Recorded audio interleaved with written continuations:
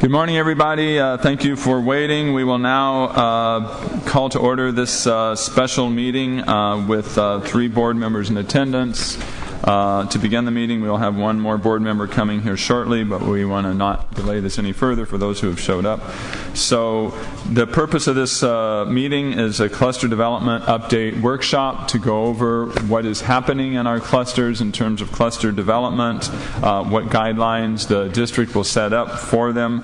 And we had a conference last year talking about this, and we're going to have an update as far as where we stand, both in terms of what the district knows about what the clusters are doing and what information we can provide back and forth in both directions. So for this, Superintendent, you can turn it over to your staff. Okay. Thank you, President Evans, and good morning to staff, community members.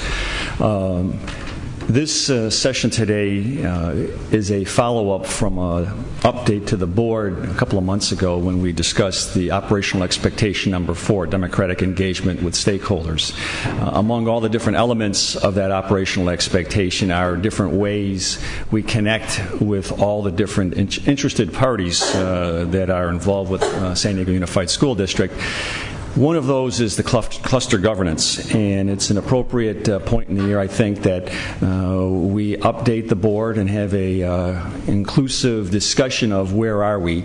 Last year was the first year of the cluster rollout, and there were a number of growing pains, lessons learned as we were trying to bring 16 different high school feeder patterns to a acknowledged, viable forum for discussing educational issues and a two-way communications loop from the central office, the board, the superintendent, and program managers to the campuses across a set of neighborhoods or a cluster and then back up so that we would meet in the middle with an honest dialogue. So last year was about giving the new idea a reality. The 6 area superintendents that began the year have spent a lot of time engaging with their respective clusters, developing relationships, maturing relationships, and so we're now coming to the end of year 2 of cluster governance, and I thought it would be very appropriate if Dr. Meyer reflected on what we've done in the past, where we are today, where we want to go, and I think that at some point after she's walked through this presentation, we'll ask each of the area superintendents to provide a few minutes of observations as part of understanding the development of the clusters. I myself, from month to month, have sat in on a number of the clusters to appreciate where they are and how they're working as forums. So a lot of interest in making this concept refine and define itself in a new, more mature way going into year 3. Nellie, why don't you go from there? All right. Thank you, Superintendent Koba. I first wanted to start by thanking the community members who are here today. The community members in the audience represent quite a bit of time and effort and investment in our district, and there are many who are not here today, but certainly the leaders who are here today have put in a lot of their heart and soul into this cluster effort. I also recognize that we have some principals in the audience too.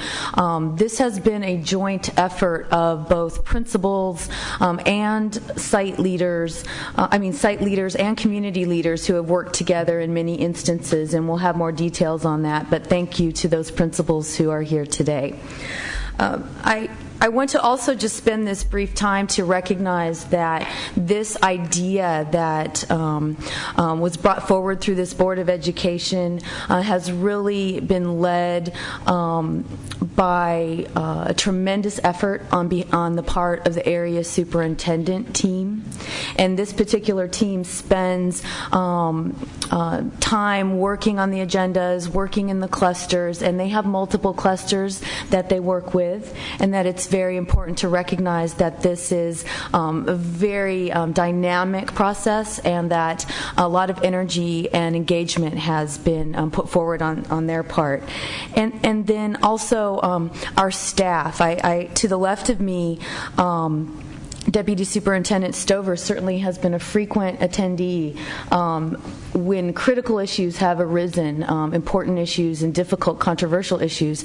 And so other staff, too, have spent a lot of time communicating on behalf of the district. So that is important to share. To frame the discussion today, I want you all to really think about, this has been a conversation about what will be common across the district and what should be unique, flexible, and tailored according to the cluster. So that is really the vantage point that we're going to discuss today. And as Superintendent Koba mentioned, the discussion by the area superintendents to highlight what they're doing in their cluster will be important, but there also will be an opportunity at the end. There's a section on questions and comments, and certainly we would be remiss if we asked all of our community voices to attend and then did not listen to community voices. So we certainly want to continue to engage with you if there are concerns or questions you have regarding where our update is. We want to recognize that. And then we also, I want to offer up that we will offer other opportunities as well in addition to today to have that engagement with all of our community leaders. So that will be an ongoing process. So that being stated, I'm going to go ahead and start with this. Some of this has already been mentioned. We want to provide an update, and we would like to clarify the board direction on what the roles and activities are for the cluster.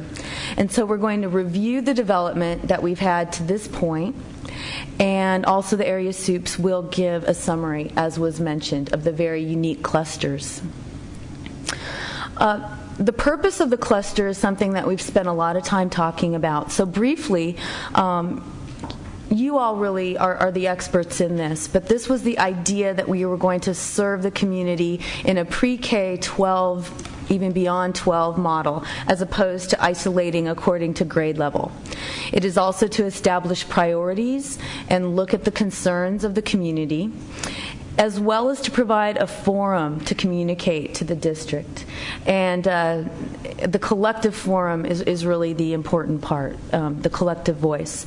And also we want to, and we acknowledge we're working and need to work hard in this area. We want to receive feedback from your community your groups, so that we can not only share the information that we have with a single message, but also hear from you and as feedback on how that particular message works. So those are some of the areas that we will highlight later as in need of formalizing. Okay, just the status. We have 16 active cluster groups. They vary in their leadership. Some are run by principals, some are run by community leaders. Some have community groups that are not necessarily parents involved as well. So they're really different formats. And all of the feedback we've received shows that there is a need for clarification of the role. That has been the question as of last year that has come forward, especially related to how does this affect decisions on managing resources within our schools, and how does this affect decisions regarding direction of educational programs, for example. And then, also, just importantly, that we recognize that there is a desire to have a method of providing regular feedback that goes both ways. Okay, so this just really refers to some of the things that we can provide for you. We have information on all of the cluster leaders, the contact, how the cluster views its role. And within the area superintendent group and the executive leadership team, we work together to find those commonalities, and you will see that in the presentation. But here are some of the things that we found. There were definitely common priorities to articulate K-12. We wanted to get beyond why isn't the elementary school talking to the middle? Why aren't they attending the middle? Why aren't they attending the high school? That has been a big part of the conversation. Community leadership and advocacy. The recent efforts in A through G was a good example of community advocacy, not as good an example of engaging the cluster. And so we need to acknowledge that and recognize that. And then also to increase parent involvement. And so this is a method, and we really talked about not wanting necessarily to limit who can go or to even have a number who can go, because we didn't want to limit that parent involvement. And the challenges, some which I've already alluded to, included developing trust, increasing communication, and continuing that accountability. And who is accountable was a question that has come up. Okay, just to go through, when we met last year, we had these questions about who really is deciding, who makes decisions. That continues to come up. Are we advising? Are we spinning our wheels? And some of those very frank, honest questions came forward, and we recognize that. What is our role? Do we just promote things through the area soups? Should we be active in discussing things with the board, etc.? So those are questions that we're going to address. And when speaking earlier of accountability, there's this push and pull. If I'm making the decisions, I should be held accountable. And so there's all kind of this whole accountability discussion. And ultimately, the Board of Education we're accountable. The Board of Education is accountable for student success. And then also, lastly, we don't want this to supersede other advisory groups that we have that are formalized advisory groups. So we mentioned some of those. The district advisory committee, the school site committees, they certainly have a role. And then the English Learner Advisory Committee. So how does everything fit? And we want to ensure that we're not competing with each other or replacing something that is already working well. So we looked at student achievement, and many of the conversations were around safety and security. A lot of good time spent on that very critical issue, and K-12 transitions, as mentioned previously. Communication, and how can we formalize that so we can ensure that communication is equitable across the district. So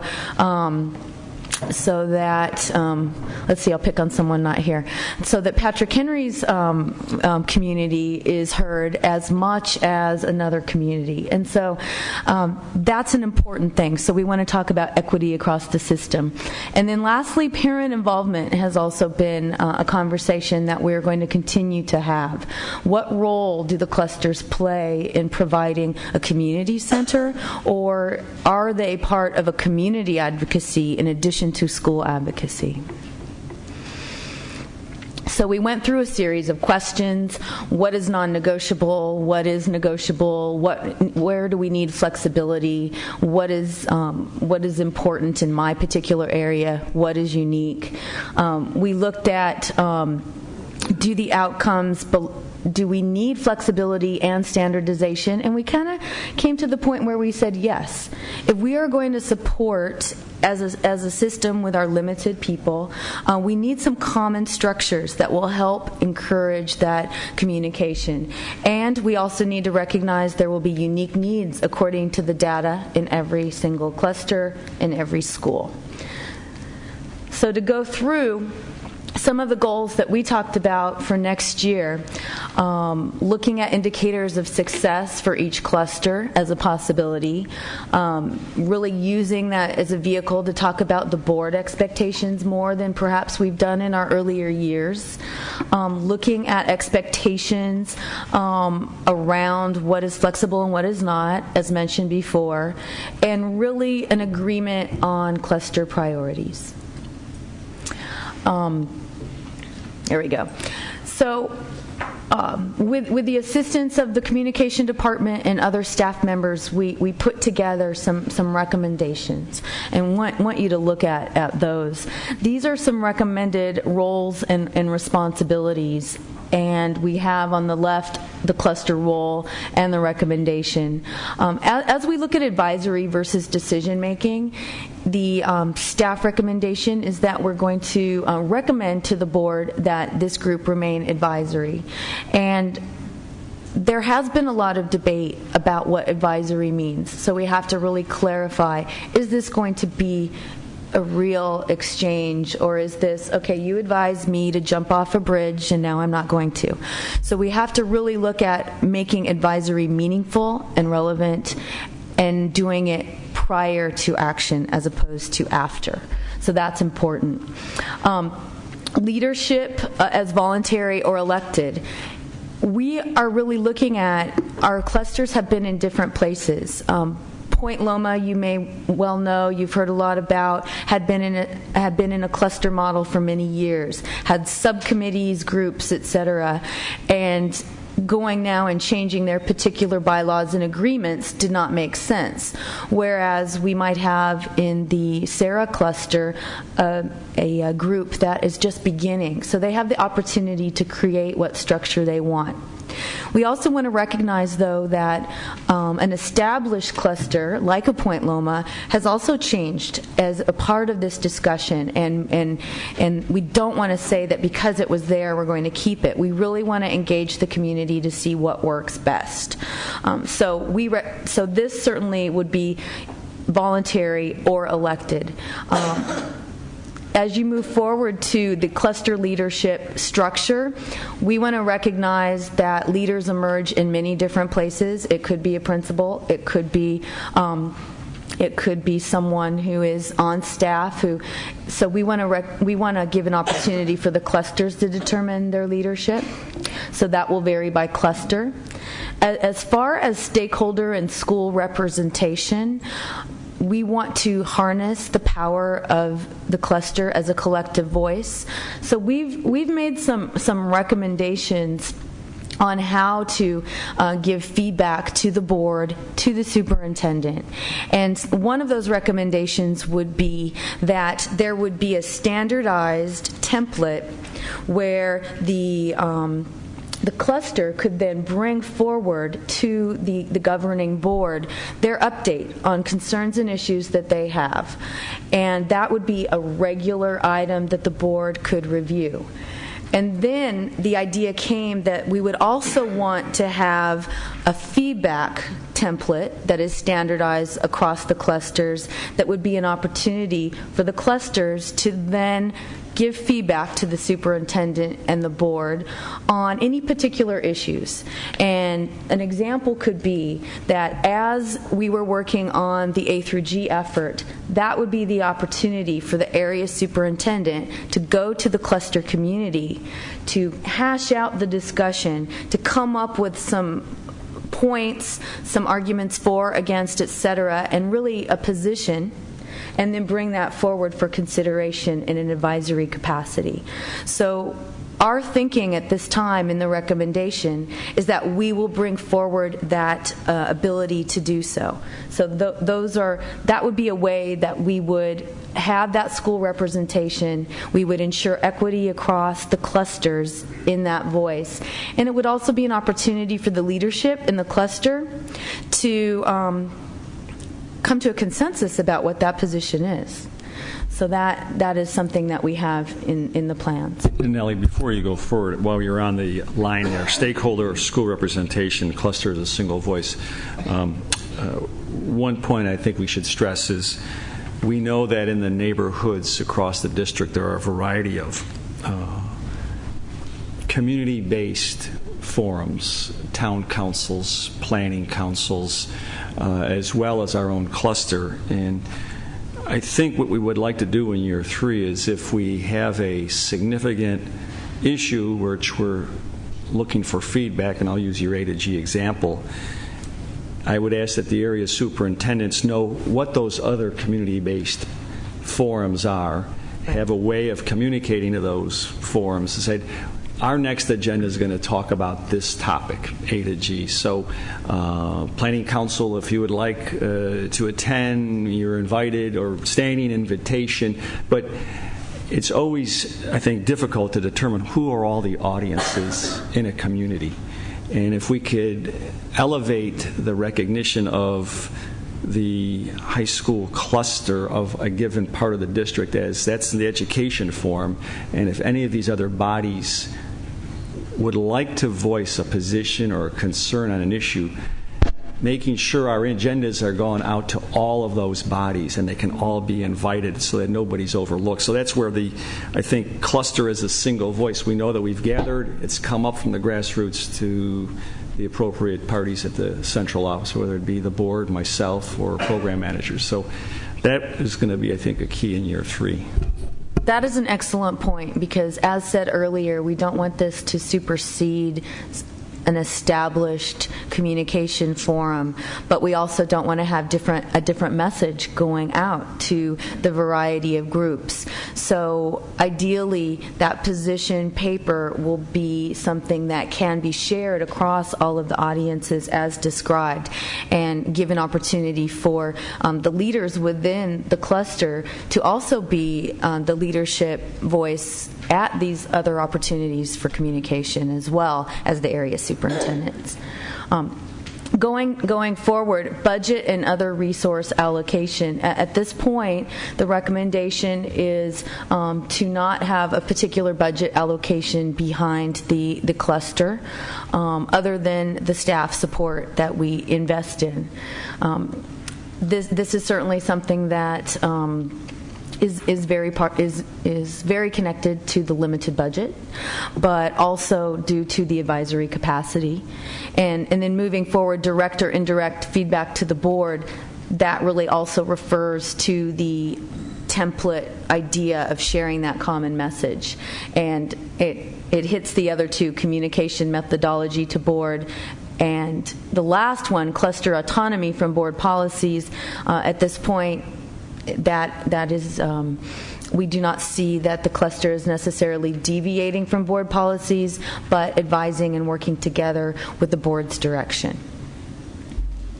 Okay, so lastly, we have here the board expectations for clusters, and we're looking for confirmation.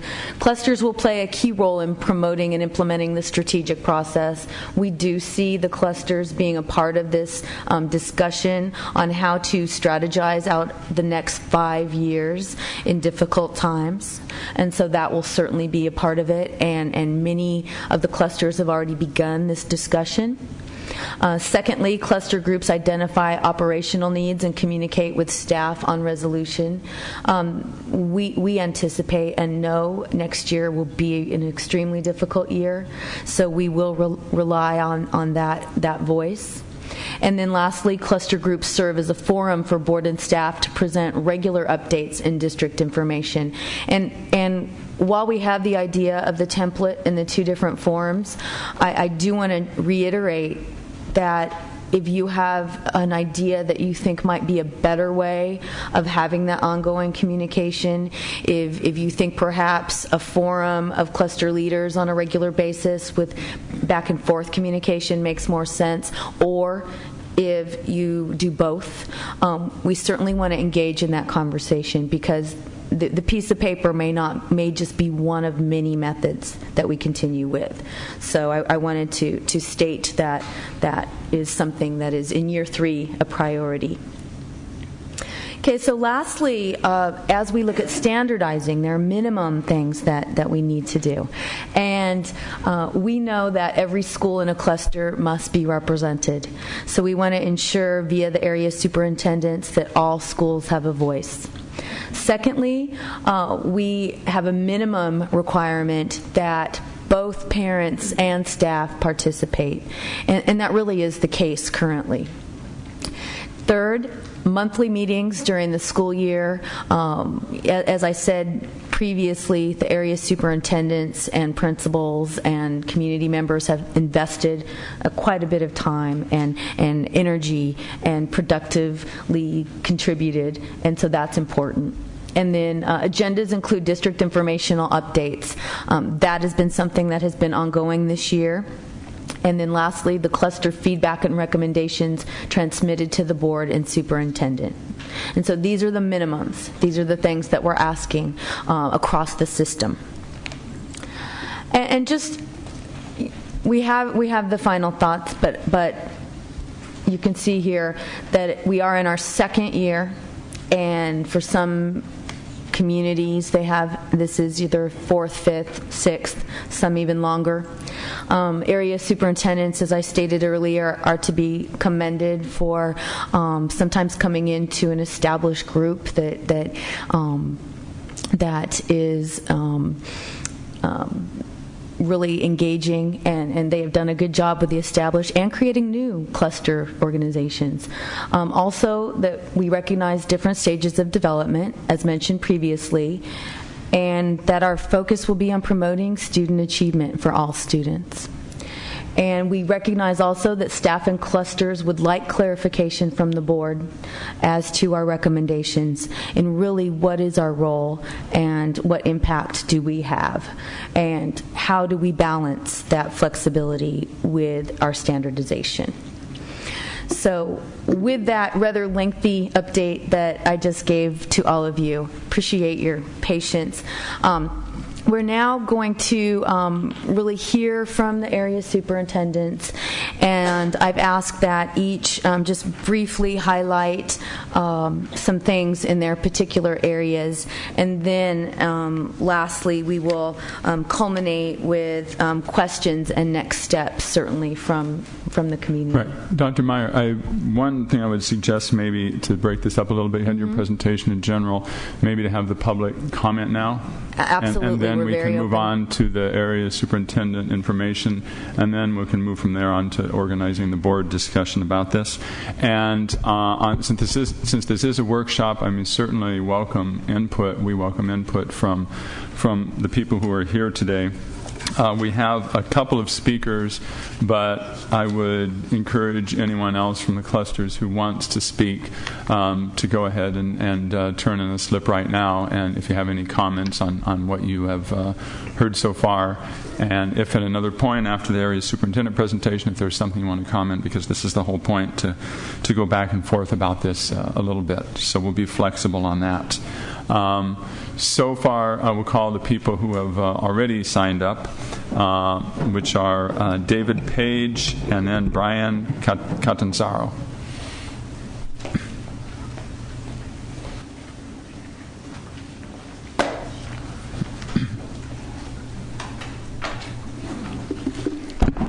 Good morning. My name is David Page. I'm the chair of the District Advisory Council for Compensatory Education, and I just thought I might share a little bit of what I've been through in 10 years of doing this at a DAC level, which is very similar to what your work is. Sadly, we do have some examples of what has not been working well when we see Dr. Salazar's slide of his community involvement in the CRCP presentation on the 10th of April, where you, the board, directed the staff to engage these clusters in a discussion about graduation requirements, and what was posted in the slide was the pride in involving the Scripps Ranch and La Jolla clusters and a discussion about Title I money of $3 million. That is not functioning well. So I know you are aware of that kind of thing and there's room to grow, but what I'd like to do is make some suggestions. First of all, as parents, we don't enjoy the dog and pony show.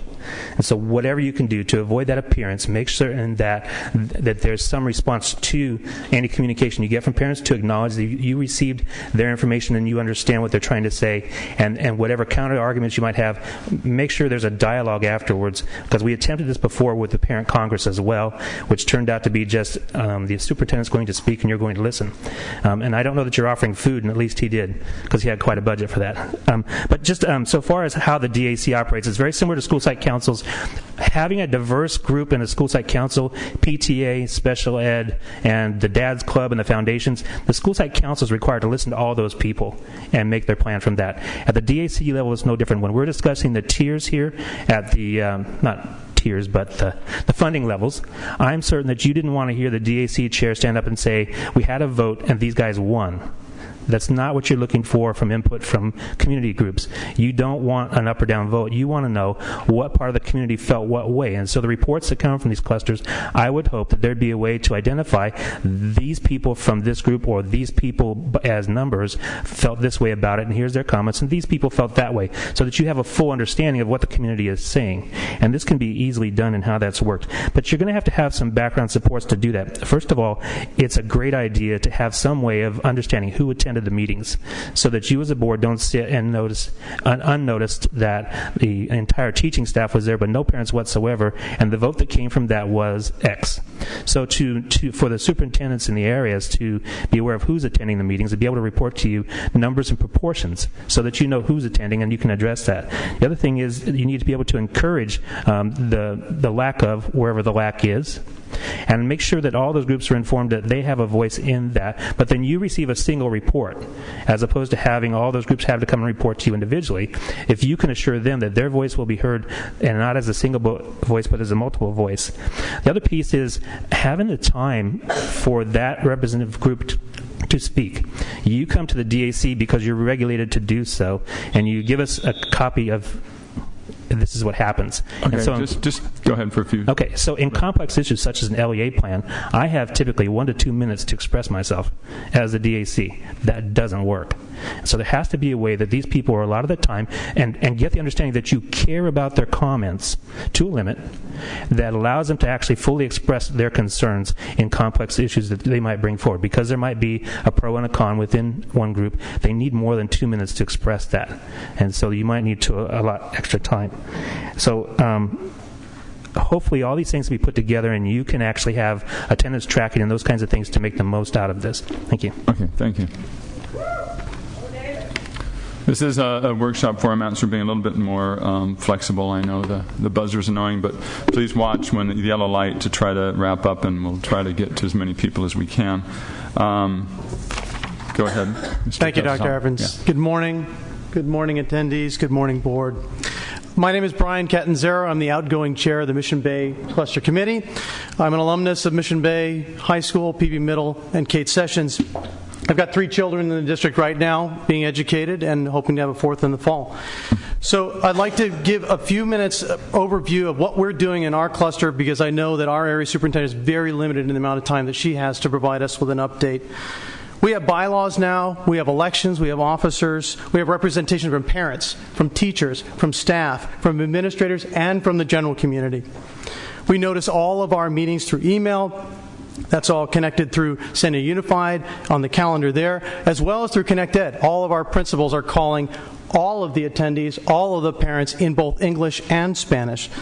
Mitzi has been our conduit for providing Spanish translation at all of our meetings, so we can serve Spanish primary speakers as well as English primary speakers. And we discuss issues on a monthly basis and also break out in a task force on a monthly and weekly basis in addition to those monthly meetings. Over the last few months, we were one of the first clusters, we're a relatively new cluster organization. So we started about a year ago, February. And in that time frame, we brainstormed our priorities as a large group, trying to understand where we want to put our efforts. And certainly what floated to the absolute top is academics, academic performance. Second to that in our cluster, the International Baccalaureate Program, how well it serves our entire community. And third to that, teacher quality and teacher accountability. We provided a detailed study. We worked closely with Mr. Stover and his staff, and we appreciate the time that he put in, as well as all the staff that he put in and investment they put in. We established near-term goals, which I believe the board has in their hands. They were approved in January for academic improvement at Mission Bay High School, PB Middle, and Bayview Terrace, and increasing market share at Mission Bay High School. And we're actively studying the CST scores of our particular cluster, trying to understand which sites are successful, which sites need improvement, which subgroups are successful, and which subgroups need improvement. And we're looking at methods to improve the performance of Bayview Terrace. All of this both in that large context and outside in the task force context as well. The issues that our community faces continually threatened by school closure. And regardless of whether that is a financial reality or not, it places an emotional toll and consumes resources, time that this community could be spending on academic performance, and instead is focused on how to deal with that particular issue. The uncertain future of the IB program, I think it was communicated clearly to us over the period of several months that district funding for this program is not certain, and in fact is expected not to continue. And we know that our federal grants for that program are going to expire in less than 2 years' time. So that program, which is central to several of our campuses, is in jeopardy of not existing in a short period of time. The policy that Sandia Unified decides upon for transportation has an enormous impact on our cluster. I think all of you are well versed, and some of you in the community may be well versed, that we educate well over 1,000 students from outside of our residence zone. And the overwhelming majority of those are provided transportation to those campuses by Sandia Unified. So regardless of what policy is chosen, merely the fact that it's uncertain plays an enormous role in how administrators can plan, how they understand what staff they need, and what needs their community will need to address. Their teaching community needs to address, as well as the community of the Mission Bay Cluster Committee. We've clearly been frustrated with regards to academic performance at the middle school and the high school level, and communicated that. And we've struggled to really identify the areas where our community can agree to agree and agree to disagree and formulate that into a mission and vision statement. There are infrastructure issues. Dr. Meyer translated some of those for us into slides. We're managing multiple parties with multiple interests, and it should not be lost upon this group that parents, teachers, staff, administrators, and community members, town councils, all have very unique agendas. And those unique agendas do not always form a common forum for the promotion of public education.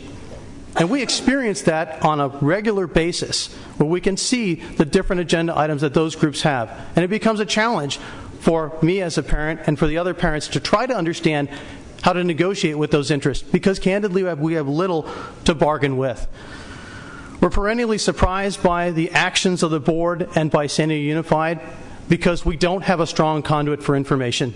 We pull that off of the web, and that's most of the information that we receive, and often with late notice, as I was invited to this meeting less than 24 hours ago. We're challenged by how to provide that input. Dr. Meyer suggested a method for providing input to the board and to the administration of Sandia Unified, but we're challenged on how to contact, who to contact, in what form, how to get an issue on the agenda. As the previous speaker mentioned, 3 minutes is precious little time to actually raise an issue that could be discussed in detail and understood. So we don't know who to contact and who to speak with. Our cluster is so strongly integrated with other clusters that, as Richard Pereira said to me many months ago, it's a challenge for us to understand how to authorize clusters to act. And in an ideal world, if you can act on your own without disturbing another cluster, that would be an opportunity to move forward. But there are precious few actions we can take in our cluster that do not impact literally hundreds of other students and at least 2 to 5 other clusters. Finally, we have many volunteers that are enthusiastic from the parents and the community. They want to know how to act. They want to know how to apply their efforts. They already serve on the PB Town Council. They already serve on the PTOs. They already get their students a full night's sleep before the testing that they have today. They need to know what they can do, how they can do it, how they can be franchised, how they can express their opinions, and where they can act to make the best impact. Thank you. Thank you very much, Mr. Kanzar. Okay, Michael Snyder.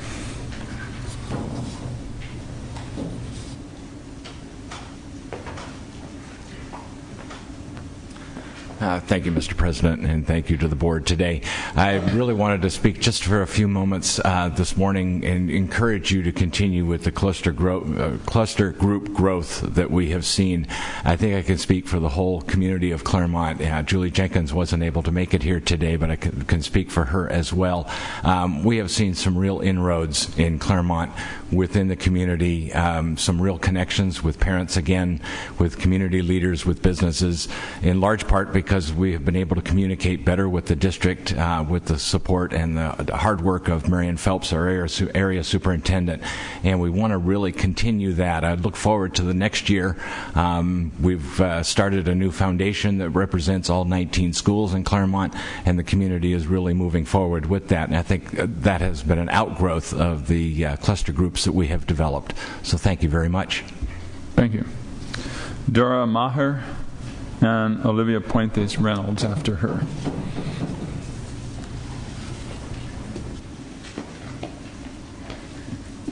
Good morning, everyone. Thank you for having us here. I'm going to be very, very quick. My name is Dora Marr, and I am a teacher librarian at Morris High School. And thank you, Mrs. Meyer, for telling us that leadership comes in different styles and different shapes. I'm one of those shapes. One of the areas of concern that I have in our cluster is parent involvement, and I think I can speak to many of you in here that has always been a challenge. One of the things that we're trying very much to do right now is to develop that high-tech cluster website that has to develop an entire culture for the community. That means having every single parent be more computer savvy, the community members coming in, and reaching out to everyone, because there is a lot of things that we can do with a website. It's not just a homework hotline, but it is a safety rope, if you may, to bring in every elementary and middle school to the high school level to see that this is their future.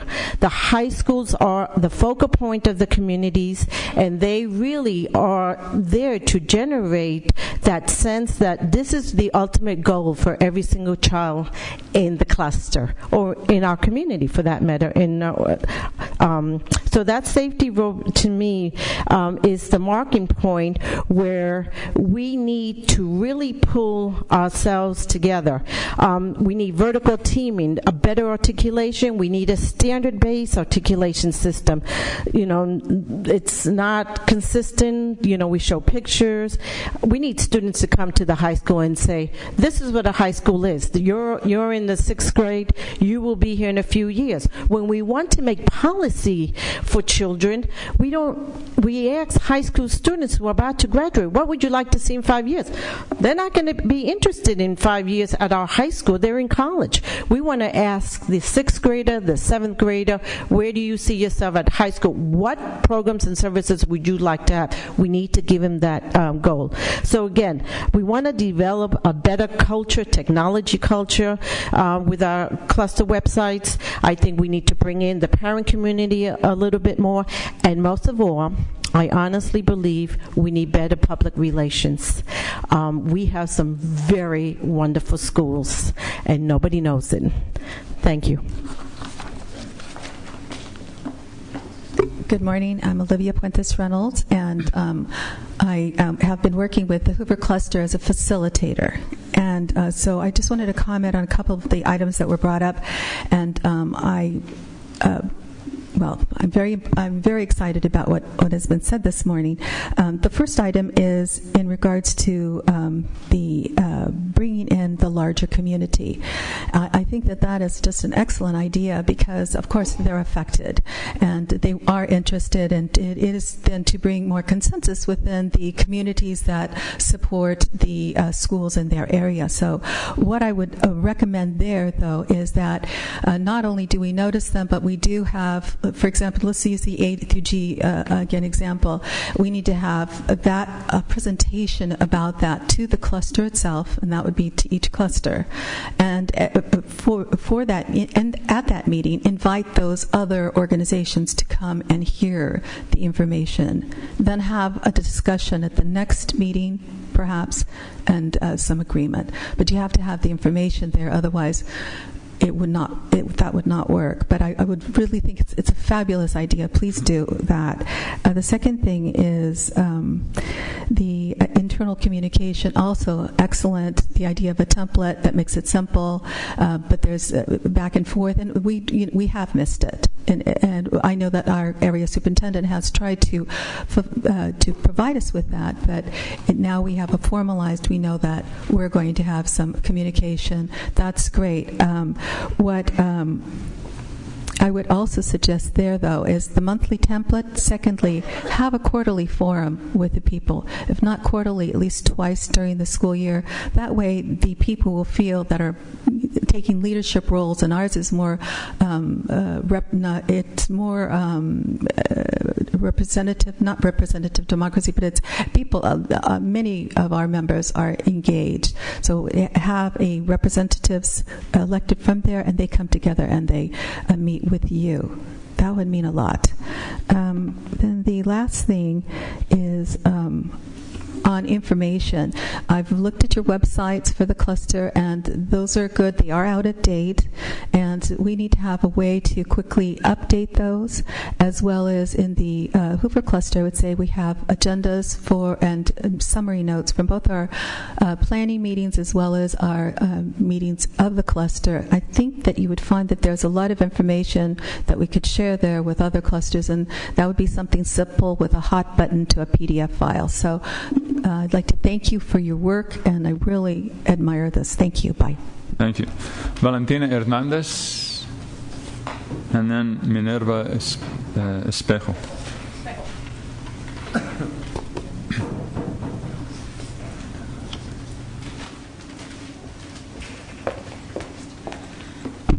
Hello, everybody.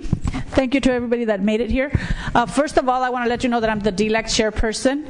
I'm also actively involved at the Hoover cluster, and I'm glad that there's some people here, but I'm kind of sad that not that many people are here because of the short notice.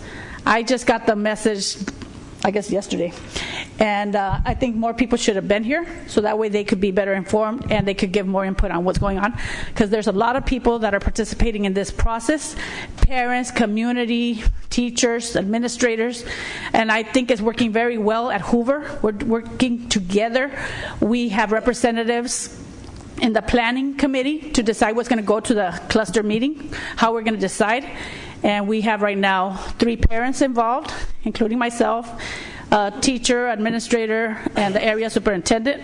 So that's good, because that way any questions and concerns get brought there, and later we decide the agenda to bring it back to the cluster. We're working on the vision and the mission for our group. We are in support on what the district is doing, that we want every child to go to college, if possible, to get the A through G requirements, for no child to be left behind. We want there to be bilingual education, pre-K through 12th grade. We need to get our children ready for the future, for the global society. Just like other countries, they promote knowing 2-3 languages. Why not here? We cannot continue tolerating that our children leave their language, their native language, forget it, and they can't even communicate with their relatives back in their native country or even their grandma or grandpa. Plus, it's an asset. It will help them in the future for their careers and also to communicate with more people. So I strongly encourage people to continue putting their children in bilingual education, and if possible, do more dual immersion programs throughout the district. Right now we're in the process of getting a new principal for Hamilton Elementary. I was informed that we're going to do it this vacation. I still haven't had a word on when we're going to meet. That is a concern to me. I called this morning, nobody answered at the school. I want to make sure that we get a bilingual principal, if possible, that speaks Spanish. Why not, get somebody that has dual training as well, so that way we could start implementing that as soon as possible. We have had a strong program at Hamilton, but little by little with the, sorry to say, Burson years, it went downhill, and we're starting it up again, and right now we have it up to 3rd grade. Hopefully next year it'll go to 4th, and we continue. We need to make those preschools bilingual. Our children are bilingual already in preschool, and continue hiring bilingual staff, so that way they can support them.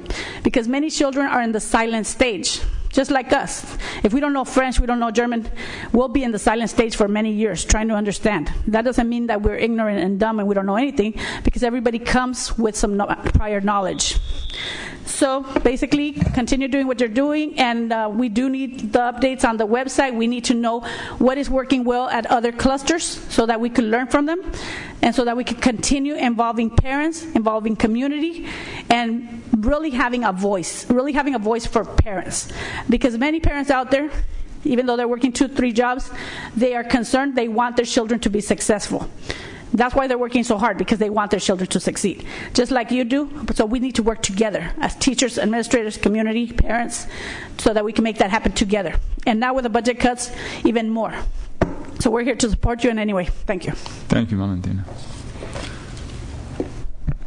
Hello, good morning. I'm a parent from Sherman Elementary School, and I just bring in my mind this, how we can give an advice to the superintendent or to the board is we hardly understand what is happening in a school district. As a parent, I will ask, please open a door to parents inside cluster to understand why it's happening, because it's very confusing for us to go and listen that something wrong is happening, but I know why. Then, if we don't understand something, how we can give an advice or be part of the solution. We want to work together with you. We don't want to be behind the decisions that the board is making. I came from a community of a large percentage of immigrants, of Latinos, who come with a knowledge of a very different educational system. Could you please increase information to parents about why we have educational problems and how we can help to resolve these issues? As I said before, you give in the school and the districts give us information that something wrong is happening, that is happening in our schools. But why is happening this? How we can resolve it? We don't understand why. And I ask the superintendent, please, and the board members, is you think about our community's needs. We have, I say before, from a very large Latino community in our schools, and right now we need a dual immersion program to all these schools, to all these students. It's a need. And thank you for all the support you give us, and please put in mind what I said, Ms. Amparo. Thank you. Thank you very much. Ellen Nash. And then after Ellen, we will conclude with Debbie O'Toole. Is that okay? Sure. Huh? Yeah. Hello. I just wanted to make a comment. I'm Ellen Nash, and I retired after working in human resources after 33 years, and went on a listening tour. This is back in January. And I just wanted to say that the whole cluster model, you guys actually are onto something really good. Because it has potential to really connect with community people. When I was sitting here listening, I was thinking of, for instance, the Urban League, who does the Golden Pyramid Awards, and all those families and students that we're going to be celebrating, but there's no connection to the cluster piece. So that's just a good example of what you were saying, of connecting the community to such a positive, centralized location for sharing and disseminating wonderfulness as well as criticism about activities around schools, and particularly around families and students. So you're really onto something really great. I would encourage you to continue doing the cluster model. One other piece, though, that concerns me is you use the language "no budget." And then you talk about heightening the elevation of the cluster model.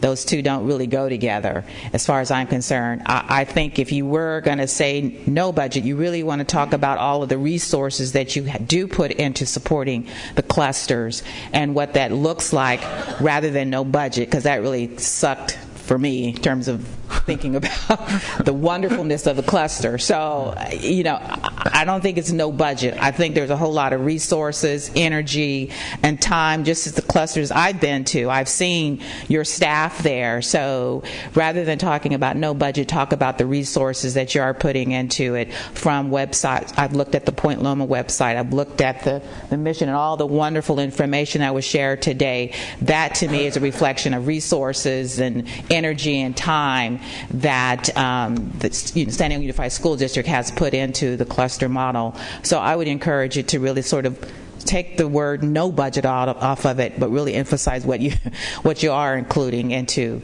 the cluster model. Thank you. Thank you.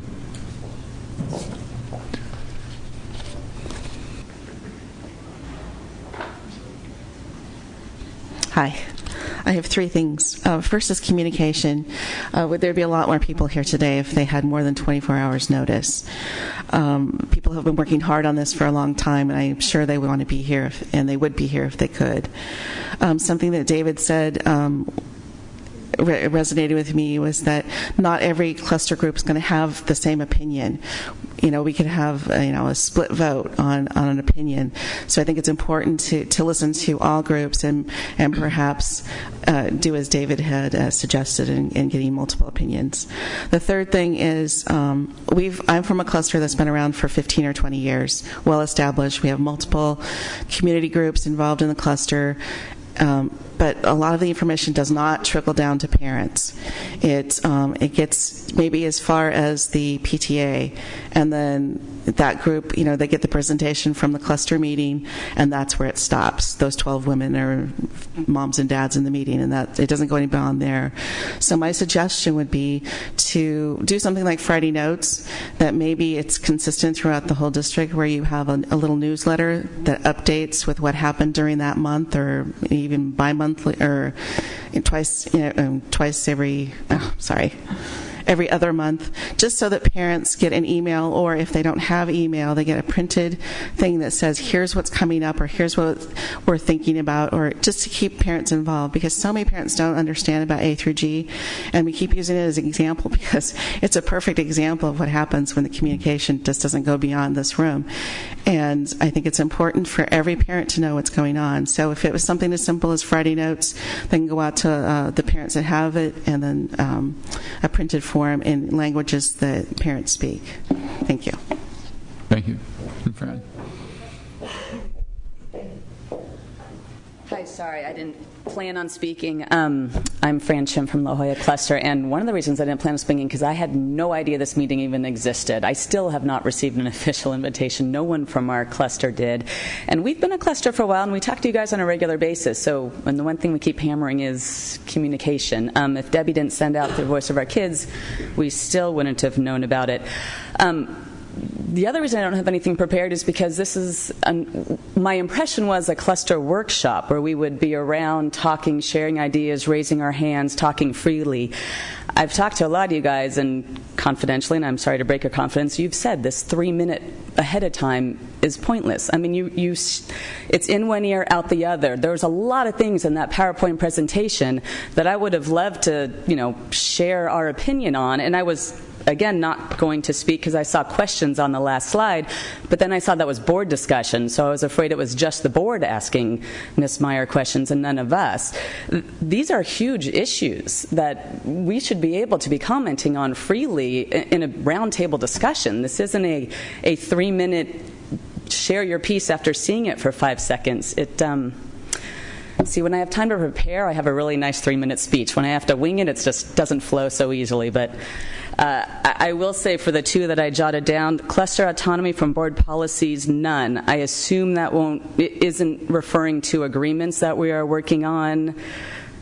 I'll let you guys talk about that. And again, with the single voice, you're not going to have any issue that everybody, well, I take that back. CT might have been one of the issues that everybody we spoke to didn't want. But you're not going to have one issue that everyone, even our cluster, we're split on A through G. And it's something that you do really need a forum where everyone can talk to. When Sid came to La Jolla to talk about the CTE, it was the best possible scenario because everyone just talked, we shared, he answered the questions directly. If you went to every cluster to discuss A through G like that, I think a lot more people would either buy in or buy out. You would get a clear answer. This way, it's a lot of people getting upset, and we're really trying to support you guys because we really believe in the cluster model, but the communication has got to be stepped up a little. Sorry. Thank you. Okay, thank you very much for all of those public comments. Tried to be a little bit more flexible with the buzzer and so forth.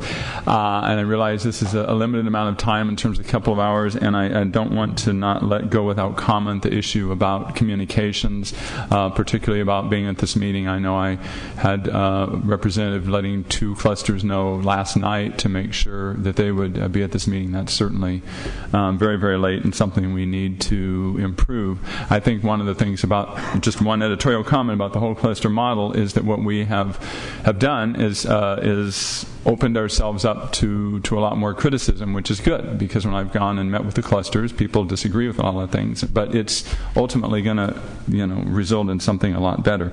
So now, in terms of the time that we have for today, what I would like to do is move forward with what Dr. Meyer had in terms of the brief presentation from the staff members, and even though we were a little more lenient with the public, maybe we could put since we have 6 clusters, 6 areas, which each cover multiple clusters, would it be reasonable to take about 3 minutes a piece to give that information so that we have some time for discussion? Otherwise, we're just going to hear stuff and then...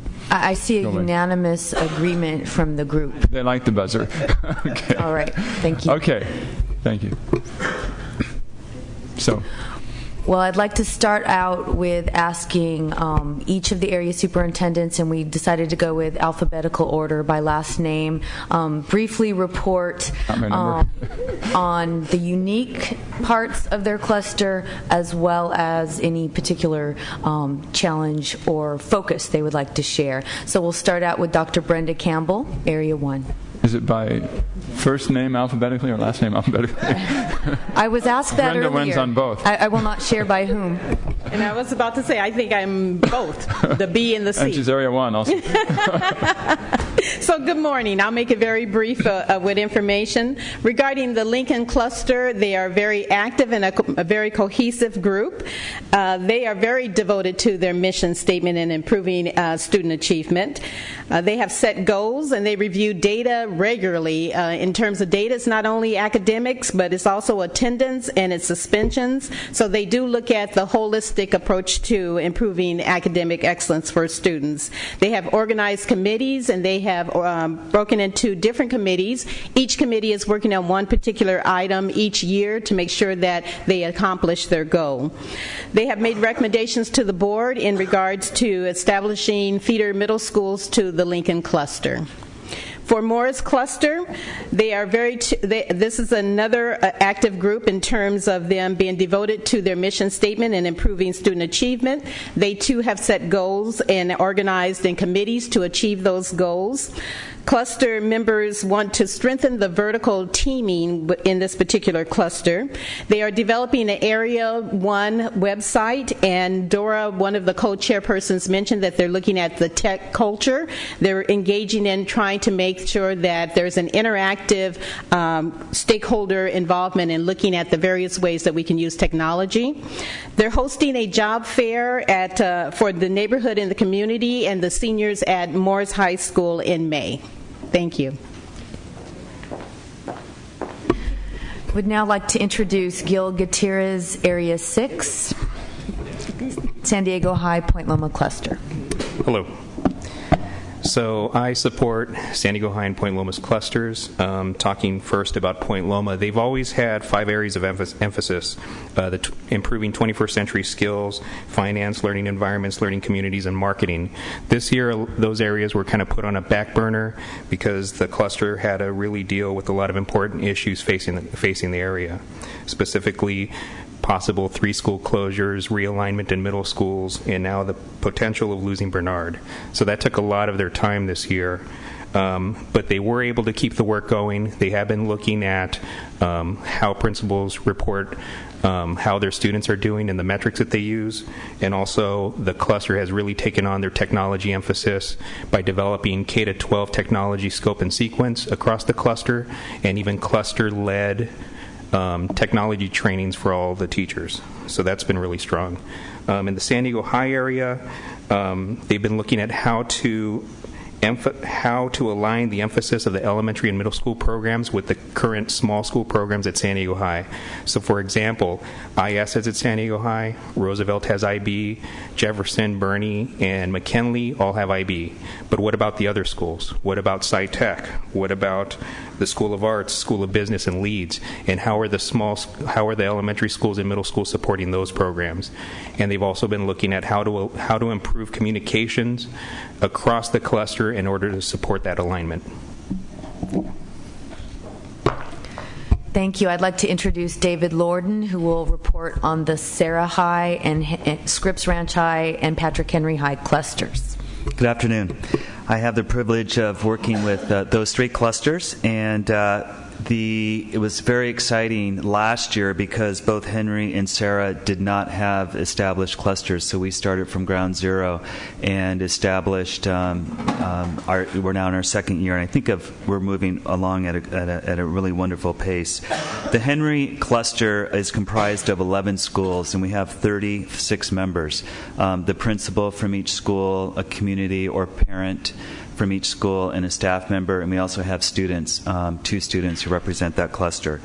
Currently, we have come up with our mission statement and our bylaws, and we are now that we're going into our 3rd year and electing new officers, we're now having to put our bylaws to the test. And so we're experiencing the struggle of, did we write them well enough, and do we need to revise them? But we are moving towards, because we were beginning, we decided with both the Sarah and the Henry clusters that we would start with principals as facilitators and chairs. And now we're going to, for next year for both clusters, bring a community member as a co-chair. And we're excited about that, to really kind of strengthen that. In the Henry cluster, we had our last meeting was last week, and we're now investigating the feasibility of a cluster foundation to work on STEM. And we've added another M to STEM. So it's science, technology, engineering, mathematics, and the new M for STEM is music. And we feel that's an important component for our cluster. In the Sarah cluster, we have 8 schools, 27 members, and again, the same configuration with 2 students. This year, we've been looking at the year-round configuration and the obstacles and hoping to make some changes there. And we're also looking at how we can keep the market share at Sarah High School. Scripps Ranch Committee is the 3rd cluster that I work with, and this has been an established cluster, and they actually go by the name Scripps Ranch Schools Committee. The membership is 24, and it's, again, the principals and a lot of community members and parents. Because it's so established, they have some really good goal priorities. One, the academic priorities, operational priorities, and budget priorities. And the academic, to give you some examples, would be supporting the GATE program, VAPA, supporting students with special needs, and then professional development. And this year we've moved into the Scripps Ranches. It was facilitated by 2 parents, and now one of our principals co-facilitates. And we've been talking about some kind of best practices academic, and I now attend every one of the meetings and give updates. And something that Dr. Meyer said with our challenges, and it really kind of hit me this year, one of the challenges was communication. And so I'm beginning to come with a kind of a formal not a newsletter, but an update of what the district business is. And I've learned how to confront this challenge is to make sure people know of things coming up in advance. And so that's going to be my personal goal as an area superintendent, to really stay ahead and help my cluster stay ahead of what's coming down the pike. Thank you. Thank you. I'd like to introduce Mitzi Marino, who supervises the University City, Hoover, and Mission Bay clusters. Mitzi. Good morning. I'd like to begin by sharing just the strength and the opportunity that this cluster venue offers to each of my areas. I think the opportunity to come together and really look at the data, whether it's the achievement data or the attendance data, but the opportunity to look at the data and both recognize and celebrate student achievement, growth in attendance, but a place where we can come together and celebrate the good work that's happening in our clusters, and an opportunity to share best practices so that we can learn from the schools that have figured out how to do things well and learn from each other. So that's really common at each of our clusters. We've built in time for that, and I think that's really important time. I want to begin by sharing the Hoover cluster's work, which is really, they have a unique opportunity to work with a strong partnership around collective impact. The whole idea that we're coming together with the Partnership for Children and really supporting the whole child from cradle to college and career. We work closely with lots of organizations and agencies to support the children, and there are growing pains as we're coming together, but we've already have the opportunity that every child in the Hoover Cluster is going to receive glasses by September and come to school ready to read, and for the first time we can guarantee that all of our children have glasses, among the many other things that are going on with that cluster. We're in the process of developing a vision, which seems kind of backwards, but we realized that in order to guide our work, we needed to be clear about what we wanted for the children in our area. So we're in the process of developing a vision, and a vision that's developed well, we know takes time and input from all the stakeholders. We are also building trust and developing systems and structures of communication, because we too found, like the other clusters, that was a difficult area. How do we communicate inside and outside the cluster? How do we bring all the important work that's happening in the community to the cluster for action? So that's a plan that we have a subcommittee that's working on that, and we'll have to refine that. The work in the University City, they've developed a system of subcommittees around the work that they feel is really important. They have a rigor committee, which I love, looking at how we can make sure that the opportunities in the classrooms for our students are more rigorous. They have a bell time committee that's looking at trying to align the bell times so that it can be easier for our families and students to get to school. They have a budget committee in the crisis, how we can come together and maybe align our resources to support students. And technology. I think one of the really strong pieces of the work in University City is they provide an opportunity for the sharing of best practices, and they carve out a nice amount of time. Last night we were together and we were looking at the really amazing technology work that was going on in Mrs. McKelvey's class at Curie Elementary School, really cutting edge. And then the conversation around how can we make that happen in more of our classrooms. What would that take? What would we need to do? So they carve out that opportunity at each meeting. And finally, I thank Brian for the update on the Mission Bay cluster. I think you had a really detailed account of the work that's been done there, but the approach is really in creating task forces around these problem areas that emerge, and then inviting folks out there to help solve the problems, in particular the achievement problems that were shared earlier. They're in strong support of the IB program, so a lot of the time and energy is going to be around how can we make sure that we both strengthen that program across it, knowing that we're going to need to try and figure out how to have financial support for that. And so that's been some very important work in the cluster, and I know Brian shared that as well. I want to I hate to end with a challenge, but I do want to share a challenge in all of the clusters has been to get all of the parents' voices there. The parents of non-resident students don't often attend the cluster meetings, and that may be because they're not in their neighborhood, because it's difficult to get there. But absent their voices, we might be making a decision that's going to impact people in a way that we don't know and understand. So that's something that I believe that we as clusters who serve non-resident students need to work on.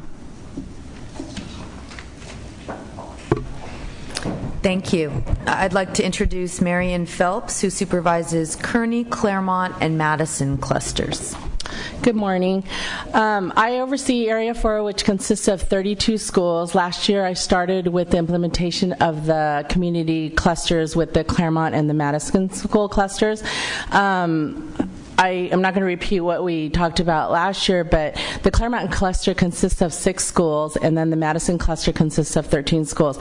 The Claremont and the Madison cluster work very well collaboratively because although they're 2 separate clusters, they really are one area, which is in the Claremont area. I'm going to start with the Claremont cluster. The Claremont cluster focuses really on the community involvement piece and marketing their feeder schools and increasing the student enrollment.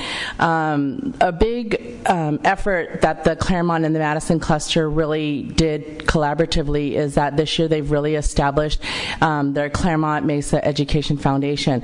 Last year we worked collaboratively together, brainstorming ways in which we could really leverage on the efforts of Mr. Snyder and Ms. Jenkins' efforts in recruiting partnerships with the community and different businesses, and how can we leverage on the resources that they have available in order to support our cluster schools. Many of the schools in the Claremont-Kearney area are schools that kind of are like what they call right in the middle and lack a lot of funding, whether or not because they fall right under the 75 percentile and or because of their demographics. So we really focused last year on looking at how can we bring some additional resources in. So they established this Claremont Mesa Education Foundation, which I think was an excellent effort and took a lot of work on Mr. Snyder's part as well. All of the clusters are led by a principal along co-chairing with a community leader. So the Claremont cluster is led by community leader Julie Jenkins along with Betsy Cook, the principal at Marston. In addition to their work there, the Claremont community cluster has worked really hard this year to develop a cluster brochure. So they've developed a cluster brochure that articulates and shows highlights of every school in that cluster. In addition to that, every school in that cluster has developed their own brochure, which they've used to market their schools and really just pound the neighborhood in order to increase enrollment. The Claremont cluster has also held several different kind of events this year, one being a mathanasium. Mr. Beiser, you would like that. That included all of the 3rd, 4th, and 5th and 6th graders from all of the elementary schools came to Marston Middle School, and they held a competition for the kids around math, and that was really exciting. Our goal in the Claremont cluster is to really expose the kids and get the kids into the secondary schools, which is Marston and Claremont, so that they can see the great programs in the school, what the school has to offer, so that the children do not choose to choice out. The cluster also offered a cheer clinic at Claremont High School, bringing in over 40 participants of students of elementary age kids. They also held 2 parent events this year, one on internet safety and then the other one on drug awareness for parents in the Claremont area. The last meeting that was held in the Claremont cluster, they made a commitment as a group to bring back 10% of their neighborhood children back into their schools for next year. The Madison cluster really focusing on marketing and branding their schools, developing a cost-neutral themed school in the cluster to attract new students. So, for example, Whitman, Lafayette, I-Middle, and Madison High School have been working together to create a STEM cluster feeder pattern. They recruited Reuben H. Fleet Science Center, and they're receiving funding from Qualcomm and working partnership with those schools in Area 4 to transform Whitman into a STEM focal school for Area 4. They're also providing funds for professional development for the science teachers in Area 4 in order to promote this STEM feeder pattern in the Madison cluster. Madison students also have been working, their ASB students and the Madison students have been working with the different elementary schools, with the ASBs at the elementary schools, and promoting anti-bullying rallies and assemblies. One example was that Madison hosted Limber Schweitzer students over at their school, and vice versa. The students also visited their school. Again, promoting the secondary schools and trying to promote exposure to the programs that are going on in the secondary schools within that cluster. The cluster is in the process of developing or planning and organizing a cluster art festival in the Madison cluster, where they're going to highlight student artwork throughout all of the schools in the cluster on the Madison campus, in addition to having student performances, because one of the other feeder middle schools is CPMA as well.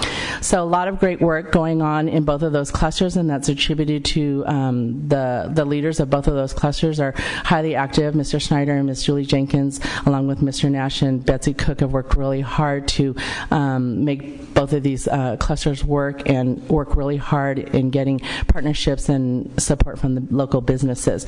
The Madison cluster, lastly, has developed a banner that has all of the schools in their cluster, and every single school in the Madison cluster will receive this banner to display on all of their campuses.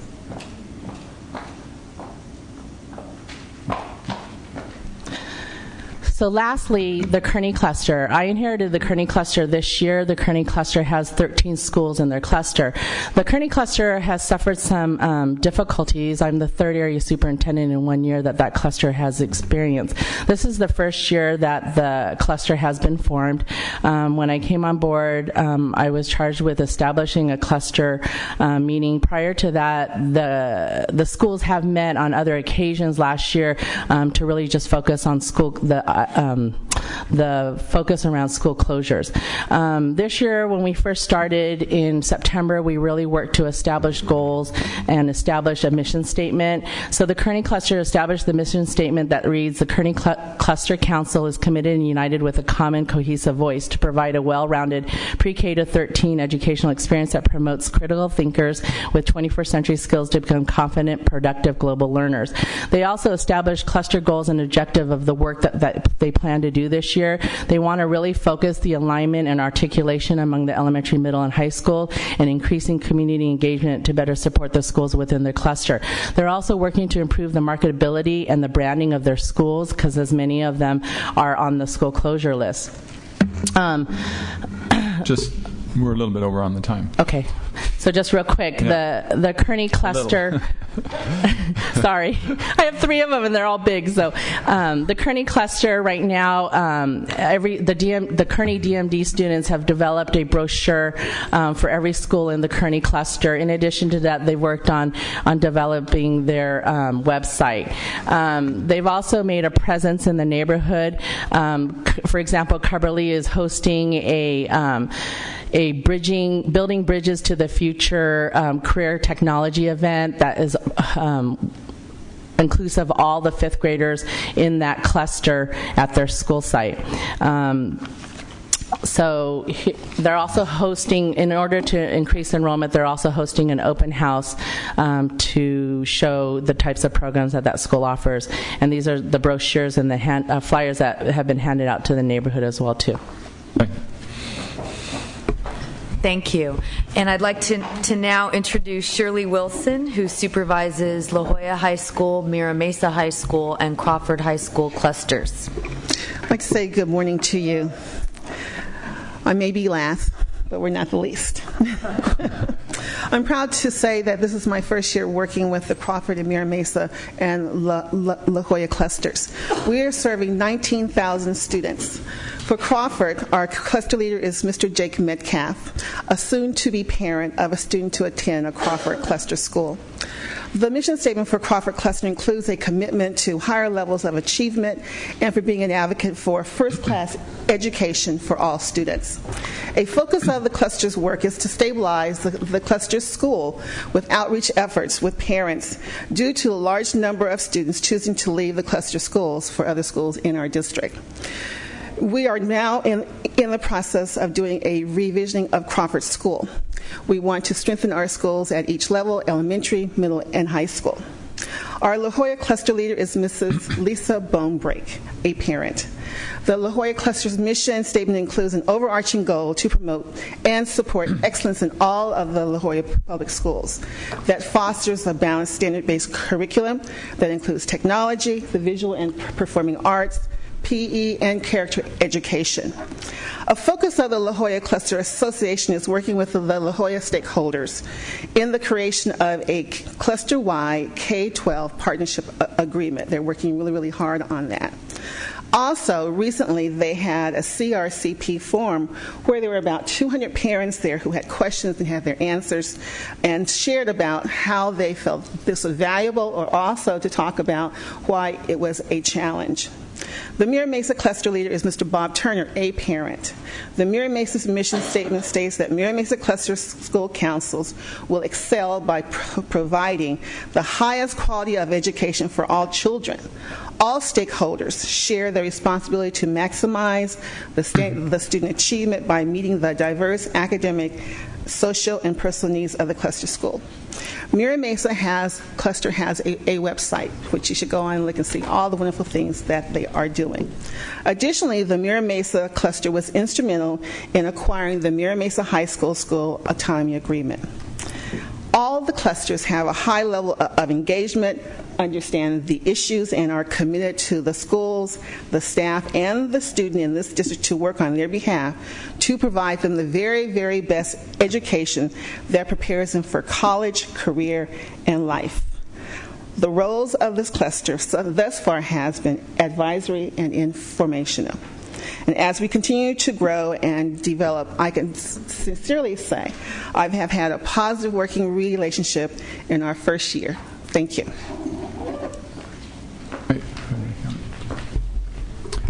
Okay.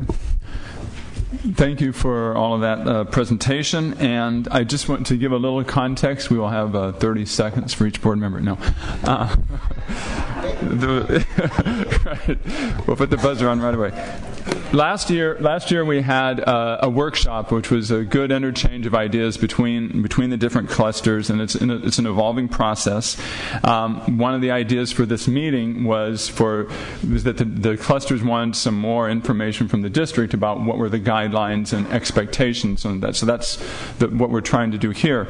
To frame this, what I would suggest is that we have, since the school year is near the end, that we really look at having this presentation go out to all of the clusters in May. So in each cluster, they can hear this presentation, see what the district's expecting, give their feedback in terms of how they think things should be. And I think that would be very helpful. And so I think what today we could do is have some board comments that are related to some modifications of the presentation, if there's some general consensus. Not that this is a major policy decision, but just I know the superintendent has taken copious notes on public comments and on the staff and so forth, but I think if we get that from the board members too, we can make a better presentation, have that go out to the clusters in May, so that in June we can regroup here in terms of coming up with some more final decisions about this. So with that framework in mind, and not 30 seconds, I'll go to Ms. Jackson. Okay, more than 30 seconds? Okay. First of all, I'd like to thank those who were able to take it this morning, and I also recommend that we have at least 2 evening meetings that would allow for participation. I think the workshops are good for us, but I think evenings would allow for us to be able to have more people attend the meetings, especially if we're looking at making recommendations and actions later on. My comments, and I'll just go to page 11, and the last speaker, Becky, did you put in the speaker slip? I saw you with one. Did you change your mind? They didn't call your name. I was wondering about this. She has the right to remain silent at one meeting. Because I saw you filling out one, they didn't call you. Now I'm just looking out for you, that's all. I'm confused about special session. I've been allowed to speak at special session sometimes and not at other times. So I was actually here because I was interested in the agenda item, but I had another topic I wanted to speak to. Okay. Thank you. Thank you for honoring my presence and putting me on the spot. Well, I've got to look at my cluster. Anyway, on page 11, I'll start with the very top part of it. And my take is a little bit different. For the cluster role, it is very difficult for people to be consistently involved if everything is only advisory and they don't see any of their advice being taken at all.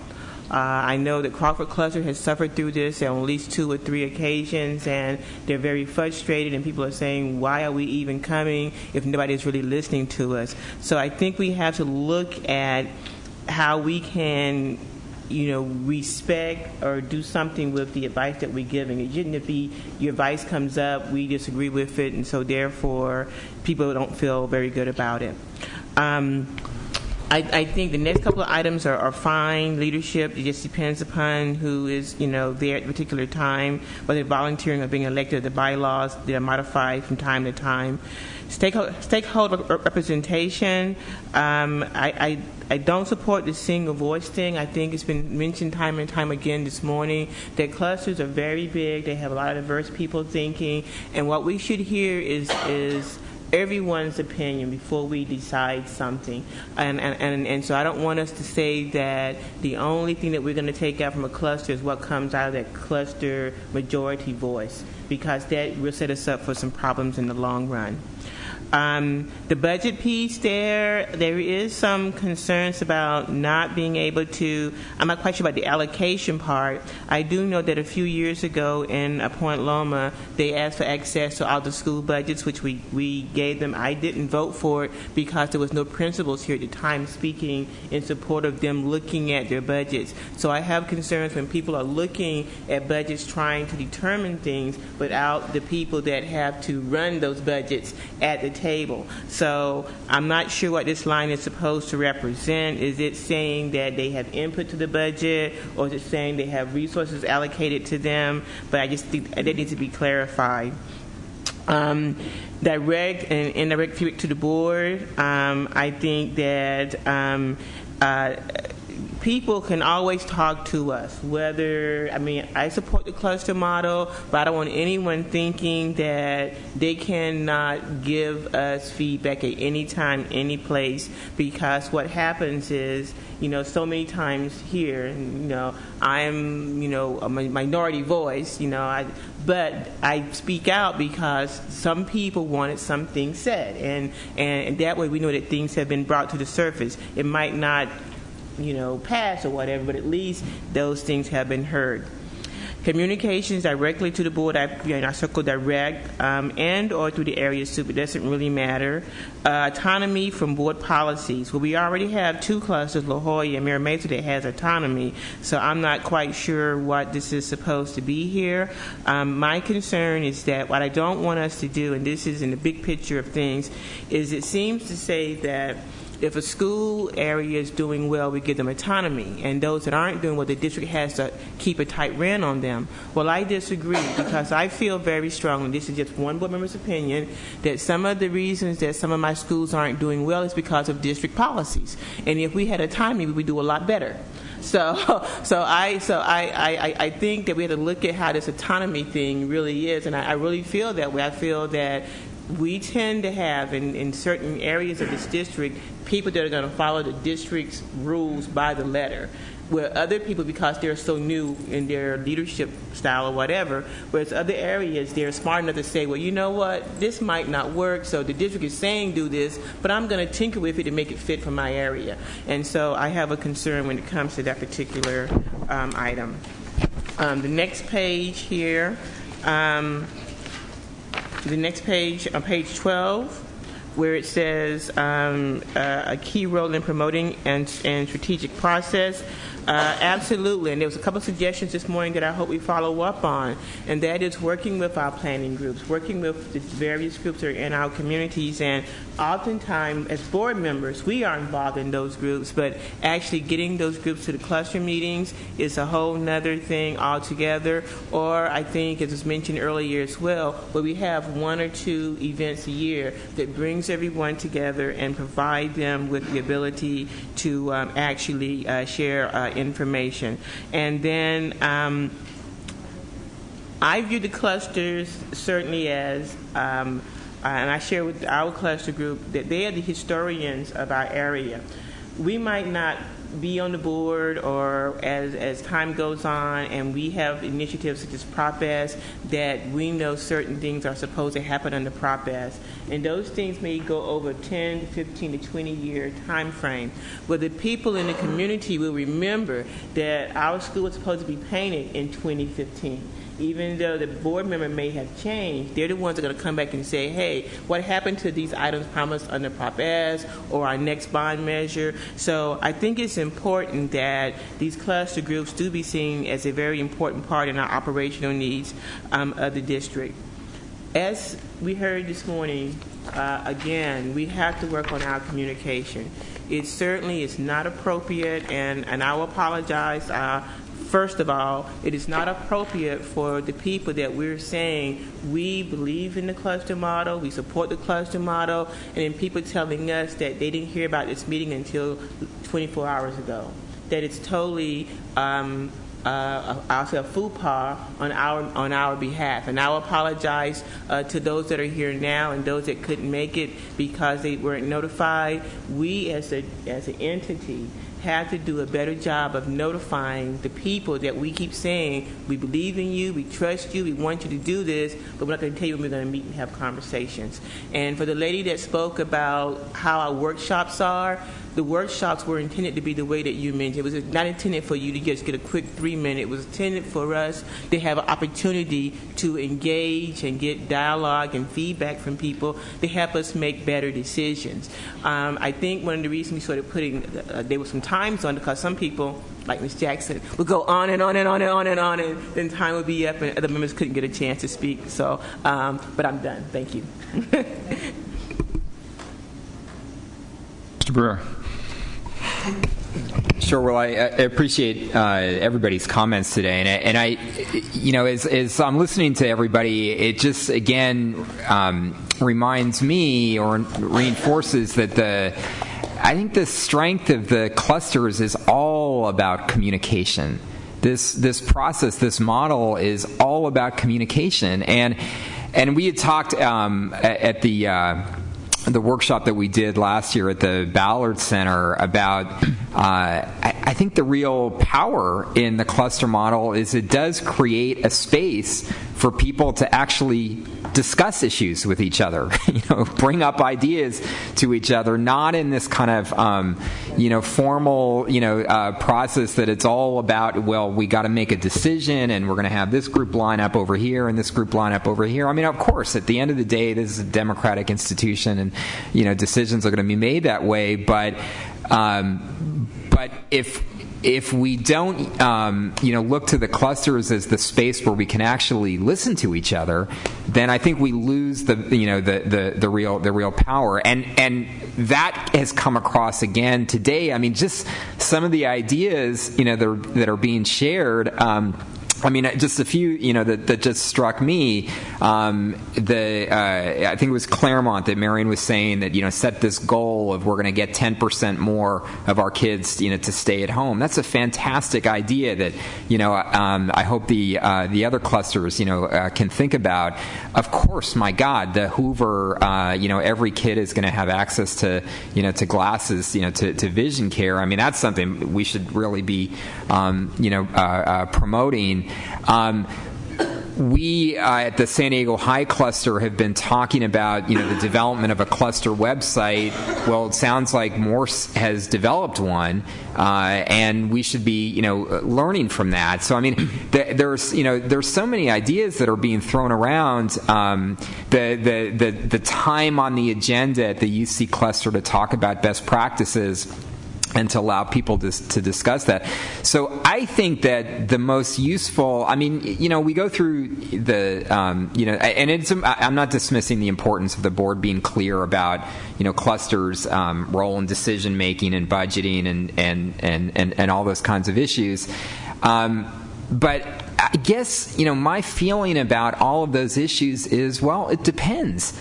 I mean, if a cluster, if a group of schools, parents, teachers, principals, classified staff, students, community leaders come together and they've got a good idea, to do something in their cluster, so just, staying at home with San Diego High, if some really good ideas develop, how we are going to prepare kids from the elementary school level for one of the different opportunities at the high school site, whether it's, it's SciTech or IS or arts or business. If a lot of really good ideas are developing through the cluster and some of those ideas would require some changes in board policy, let's talk about it.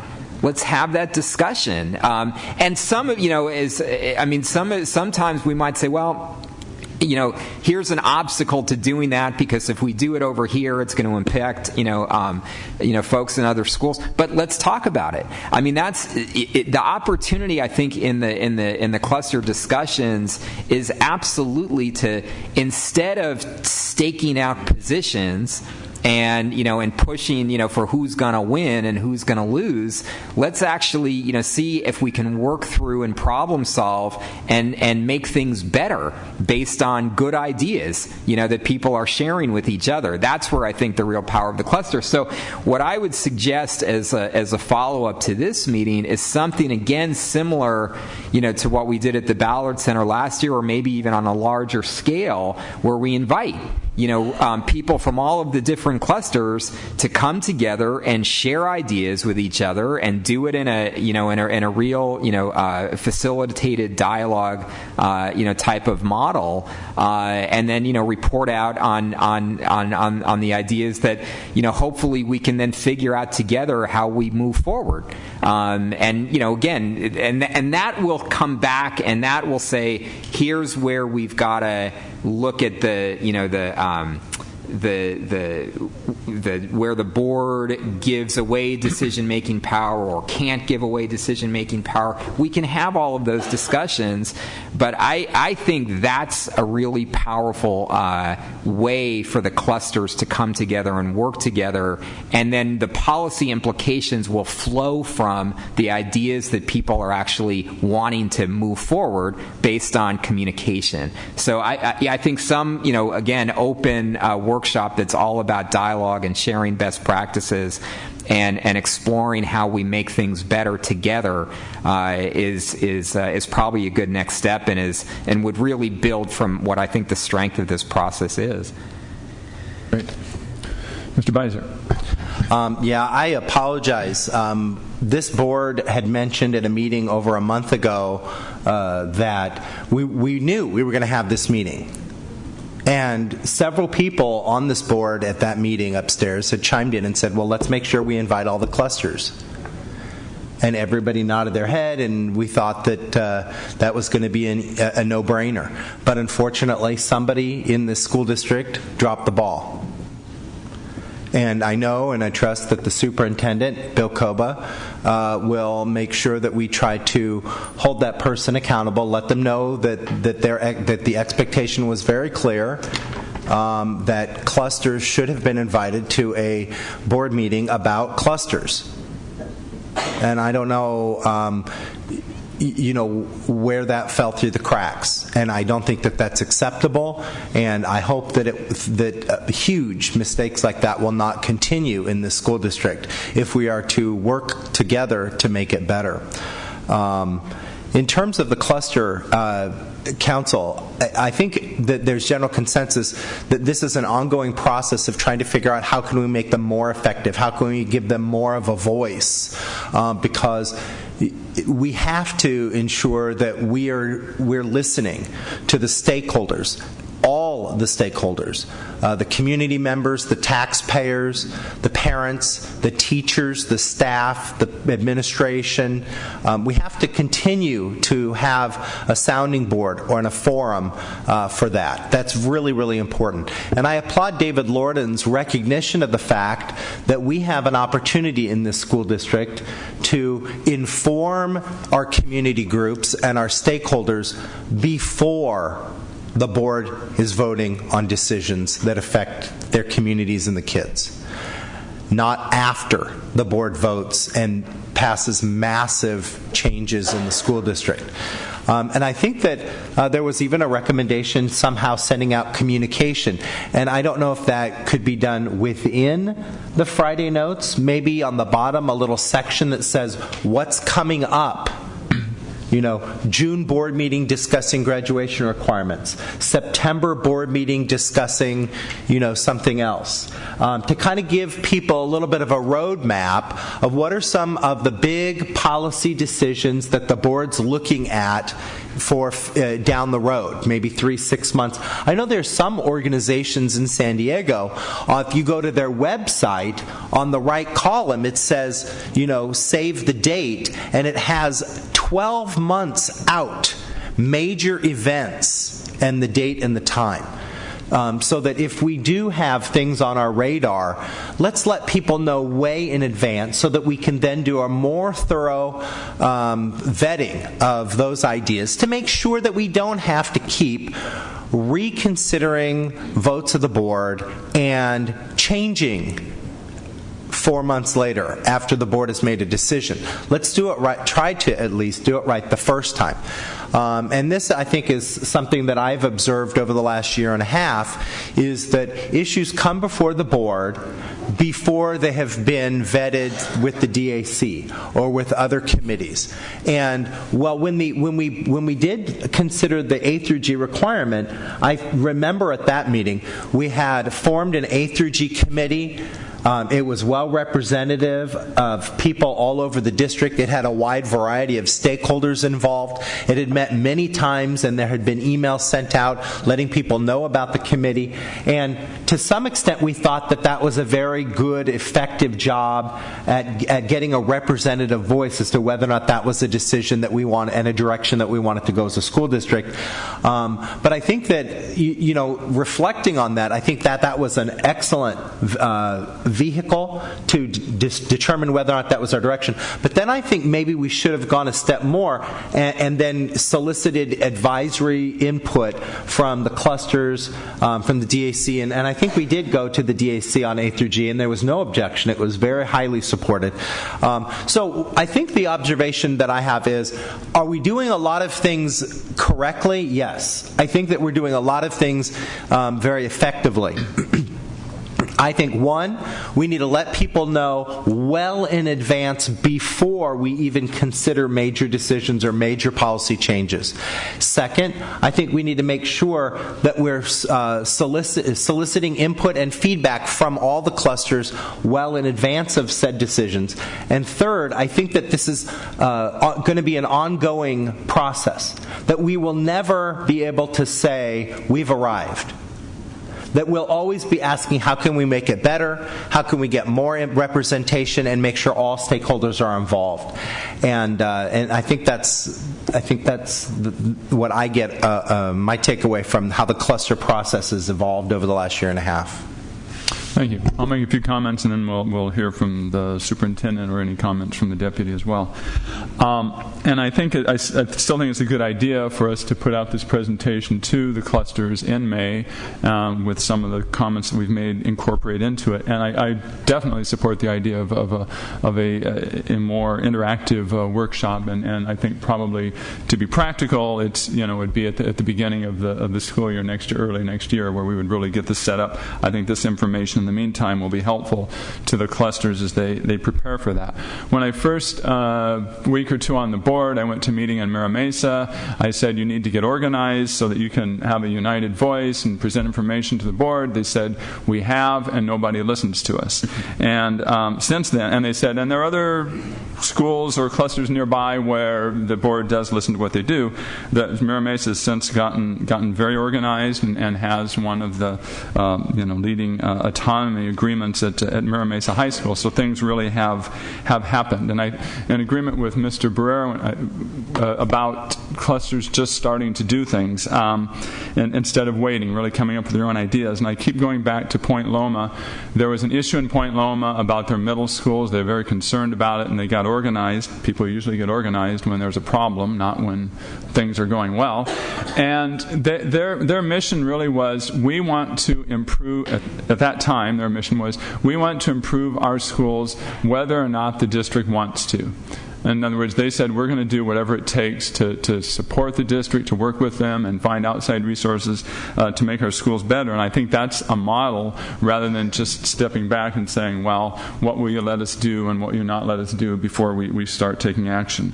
So just make a few comments on the presentation here. First of all, on page 3, I think I really appreciate this cluster because I think Dr. Meyer has really encapsulated a lot of the issues and the questions and the things that we're struggling and dealing with. with. And on the purpose of the clusters, I think one of the themes that comes out is really promoting neighborhood schools and community identity. And in some clusters, this is a bigger issue than in others. But I think that's one of the basic purposes that a cluster can fulfill, and which will improve the quality of their schools.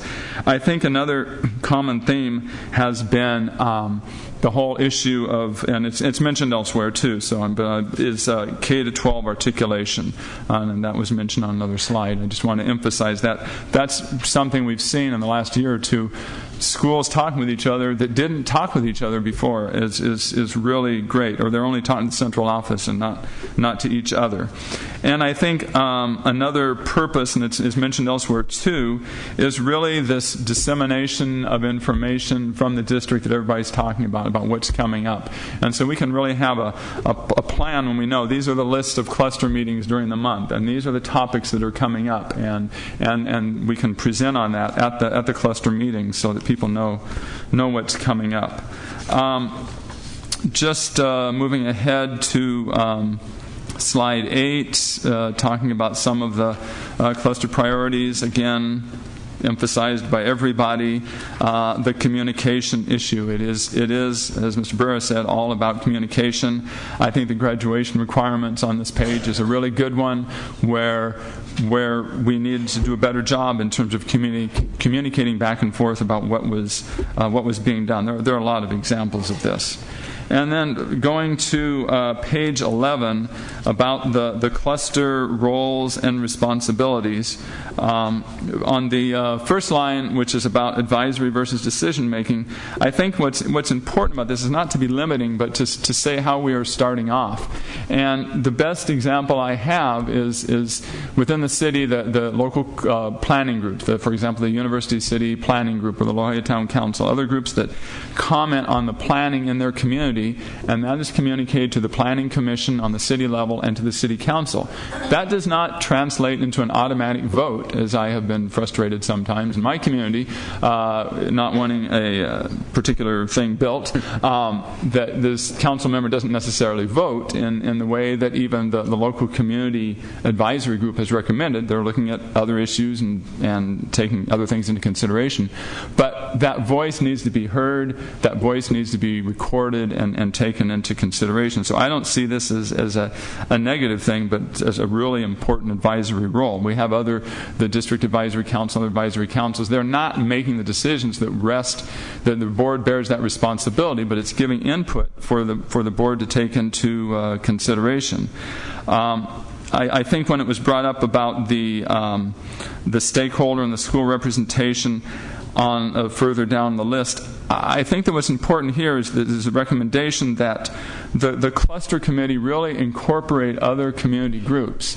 So, for example, on the Mira Mesa Cluster Committee, it's really good to have an official representative from the Mira Mesa Town Council participating in that, and what other groups, if there's a local chamber of commerce, other things, so that they're really getting integrated into it. And that's the idea of the single voice, the united voice, and not the idea that this is what everybody in the cluster agrees on. And I think that the minority opinions do need to be brought up and represented. And I think also was brought up in terms of, and how was that arrived at? Was that this is the recommendation of X cluster? It happened to be 7 teachers are in attendance, or was it 55 parents and 12 principals? I mean, there's a lot of difference in terms of how much weight we're going to give to that. And so one of the suggestions I would make, too, in terms of the development of the leadership structure and the participation would be that the district ask each cluster to present to the district what their leadership structure and plan is.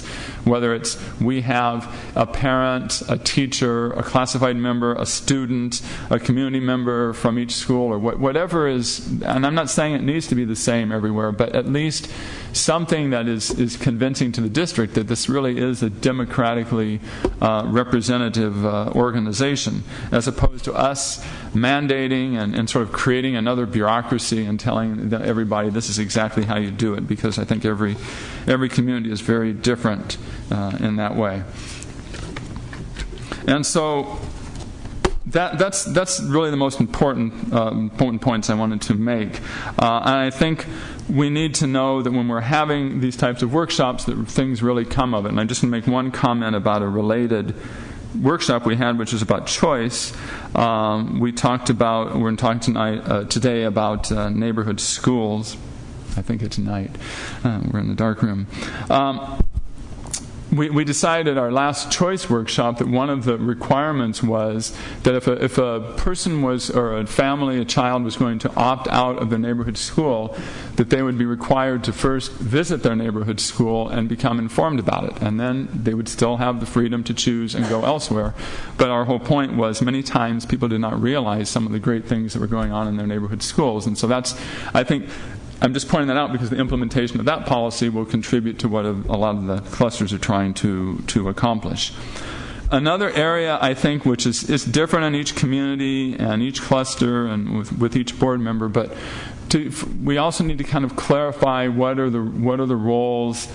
And I'm not saying clarify in having a rigid rule, but the roles of area superintendents and board members in terms of the clusters.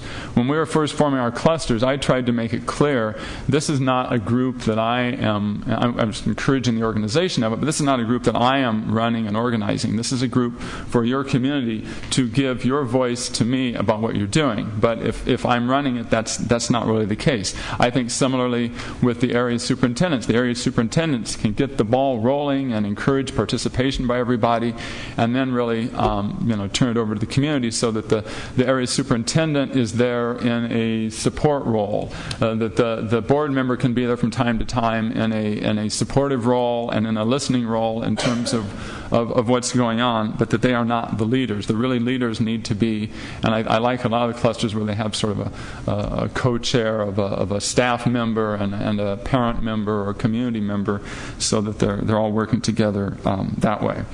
So that is pretty much what I have to say. I think if we look at having this go out to the groups in May, getting some feedback in June about what was found out at those meetings, and then planning for some type of workshop in the fall.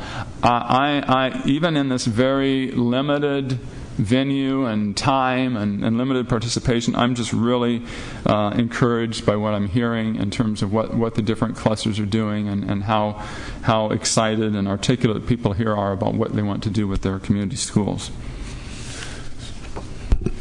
Okay, thank you, President Evans. I won't repeat some of the key findings and observations made, but I do want to thank everybody that came today, the board members, community members, the staff. It is really an evolving process, and we do have success to celebrate that Mitzi brought up earlier. While we're rough around the edges in some areas, think back to 2 years ago when we were going to begin this process with cluster governance and had no basic foundation. We had a couple of good examples. There was a Point Loma Foundation, there was a Scripps Foundation, but nothing else out there that I'm aware of that was sustainable over a number of years as a way of developing a K-12 identity, a cluster identity. And when we closed out last year, we had about 13 and a half clusters functioning. And I say that because we were uncertain in one or two areas. When I sit here today, we have 16 functioning, engaged clusters along the way. Many of you have developed leadership models. We've allowed for the flexibility there. You've developed your goals, you've developed vision, and you talk about more you want to do. So it is a work in progress. It probably will never reach its destination. It'll always be on a journey, but we have done some good things. Now we need to go forward, taking aboard commentary from today and from other forums to build upon it. I truly believe that the clusters belong to the clusters. They don't belong to me, to the area soups, and to the board. And we have to recognize that you're a democratic forum, and to work with you and to facilitate your ability to identify issues, have your voice heard, make a difference not only in that particular set of neighborhoods, but in coming forward to the district as a whole. I do want to respect a fine line of balancing between tailoring and standardization. There always has to be be the room for being flexible, because we are not a cookie-cutter school district. We are all over the map or the continuum, whatever way you want to measure us in terms of diversity, whether it's about wealth, academics, ethnic backgrounds, religious affiliations, on and on and on. So I don't want to overstate that we want a single process. In fact, you should say that this is all about meeting in the middle between the grassroots and the senior leadership, because that's what we've tried to do in the last couple of years and need to continue to work on that. I do want us to continue to share good ideas. Some suggestions I would have is that while I have rotated month to month visiting the various clusters, I would suggest that the clusters consider designating a couple of traveling observers as a way of observing the dynamics as they play themselves out. It's good, and we will share best practices, but sometimes you can't bottle the engagement of the moment when you go to somebody else's cluster. And I have to tell you, I've probably been to over half of them, not all of them, but I have seen some wonderfully different things, and it works well in one area but maybe not in another area, so encouraging you all to get out there. I would also ask our area superintendents to reflect on their roles. I could see where we would want to have you go out to a cluster, come back and debrief as a matter of regular course the last meeting you were at, the next meeting you're going to go to. I also want to underscore the communications. Next year, rest of this year and next year, is try to get out in front of an issue. But I want us to work real hard, because there's 16 of you out there, and we've got to try to synchronize. We're all looking at an issue kind of sort of at the same time, because sometimes we do have compressed timelines to work with. That means being thoughtful, thinking far enough out ahead. I'll have to work with Bernie in our communications area, with the area soups and the deputy soups, to look at what's coming up, to get the information out there and to get it back as quickly as we can, because time is sometime an issue that we've got to be sensitive to. I think, as Dr. Evans pointed out on page 11, where a lot of the recommendations are, we want to use the cluster as a forum within a given set of neighborhoods, and that is, in fact, inviting the town council, the planning group, to come there. I don't think we have the time and the energy to chase around all of those activities, but if we had some way of connecting and linking with them, that's a more efficient way of using our time. I do want us to have you all the ability to work out of the box as well as inside of the box. I realize we can't give you a lot in terms of resources, but the time and energy of the staff that's out there is clearly a resource that can work with you to make things work in a positive way. I think the last couple things, that yes, we'll get this presentation out, and I do like the idea of starting next year with a Congress where we can kind of organize at the front end rather than at the back end like we did last year, and say this is how we want to go forward with connecting ourselves. That's all I have. Okay, thank you very much. We will adjourn until our afternoon session. Thank you very much, everybody, for coming here and participating. We really appreciate it.